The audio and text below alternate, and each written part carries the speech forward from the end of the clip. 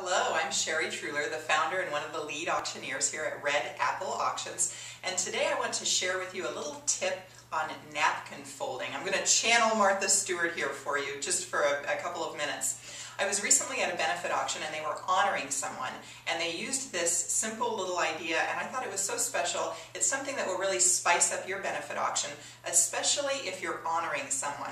So for instance, if you're having a roast, this would be a good idea to do.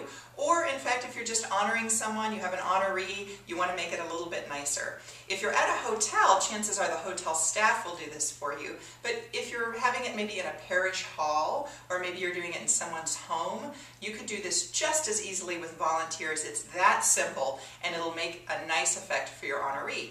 Now what we're going for here is, this is the napkin. I've got the plate behind it, but this is what we're going for, is a chance to fold the napkin here so that it looks like a tuxedo. And then inside the tuxedo, you see we've got a piece of paper here that's been printed. You could just as easily print these on your home computer and it would work. What we have is a bow tie, we have the buttons which give it the tuxedo effect, and then we say honors, Louis, and then we I've scratched that out so that you don't see his name, but you know, it's a little visibility here for your event, and then of course the effect of the tuxedo. So let's go ahead. I'm going to have Aaron, my cameraman, zoom in on my handiwork here with the napkin so that you can see how this will be folded. We're using here what would be really a standard size hotel napkin. You could just as easily purchase these at Pier 1. I bet many of you have something like this in your own home. But we're going to start out with it folded with the seam up, obviously, so that doesn't show up in the final product. We're going to start by folding it in half. So now we have a nice diamond shape here. And from that diamond shape, this is triangle shape, excuse me. From that triangle shape, we're going to make it into a diamond shape by folding in next the two corners, so that that is the effect that we have right now. This is what will become the tuxedo. You can see already this is where our jacket would be. Now we're going to flip this over,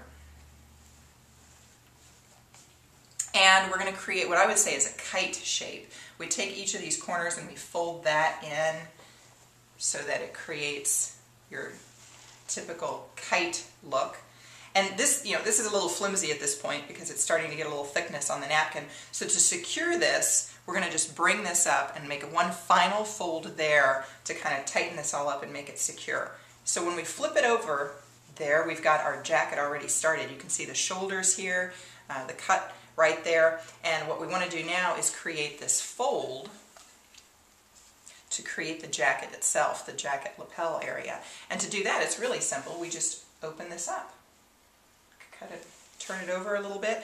Now if you had an iron, if volunteers were doing this, I'd suggest that you bring a few irons from home, and you might want to just put an iron on that really quick to set it so that it holds it open nicely. But to be honest, if your napkin is thick enough, it would work without even ironing it. So then when we take our piece of paper and we slide that into the jacket, voila, we've got a beautiful burgundy jacket here, which looks great. You know, the only thing I might suggest here is you might want to pump up the guy's name and put it up at the top here so that his name is a little more visible than your logo. Just simply you are honoring him. So that might be my only suggestion as you look at rearranging this to make it look a little bit more suitable for the honoree. But that's it. It's a simple trick. I think it really makes a nice effect at your benefit auction, and it's easy to do. It's something that your volunteers can do.